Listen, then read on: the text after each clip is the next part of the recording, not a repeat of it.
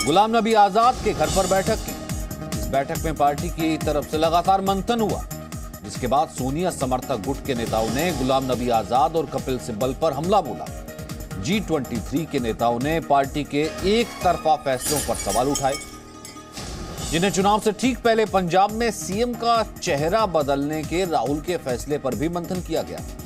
इसके अलावा मीटिंग में 2024 में कांग्रेस के गठबंधन पर भी चर्चा हुई।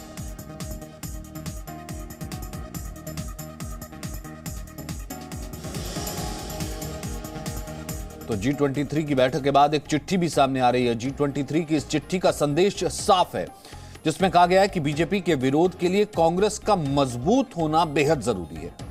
2024 में कांग्रेस को बनाया जाए विश्वसनीय मंच, इसके लिए चर्चा की जाए।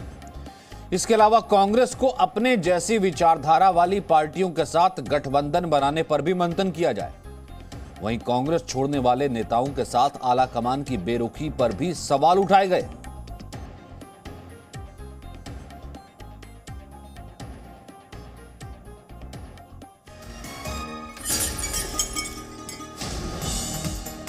तो G23 की बैठक के बाद कांग्रेस में अब घमासान कहीं ना कहीं तेज हो गया है। अब क्या फ्रैक्शनल, जिसे हम ये कह सकते हैं कि गुट की तरफ कांग्रेस से बढ़ रही है। G23 जो है वो कांग्रेस से क्या एक अलग होने की अब कवायद आगे करेगा, अगर आला कमान इन सब बातों पर मंथन नहीं करता है तो। इन नेताओं ने एक बार फिर से मोर्चा खोला है, कहा है कि कांग्रेस के दिग्गज जितने हैं वो कांग्रेस को जो है गुमराह कर रहे हैं। सोनिया गांधी समर्थक गुटों ने लगातार फिर निशाना साधना शुरू कर दिया, गुलाम नबी आजाद पर, कपिल सिब्बल पर। यानी पार्टी के भीतर मंथन की बजाय अब इन नेताओं पर ही निशाना साधना शुरू हो गया, जैसे हमने कुछ दिन पहले अशोक गहलोत को भी देखा था। कहा गया है कि पार्टी की रणनीति की वजह से हार हुई है। पंजाब में सीएम का चेहरा बदलने के राहुल के फैसले पर भी मंथन किया गया। इसके अलावा मीटिंग में 2024 में कांग्रेस के गठबंधन पर भी चर्चा हुई।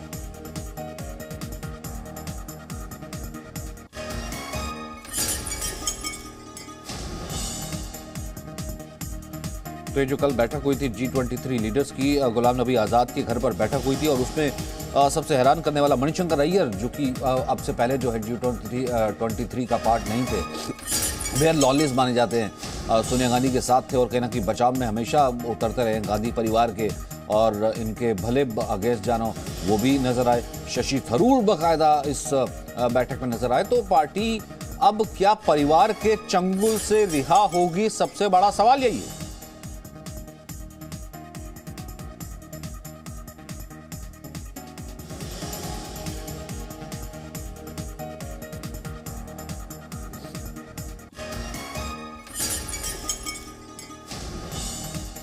Presenting B News app, available on Google Play and App Store. Download it now.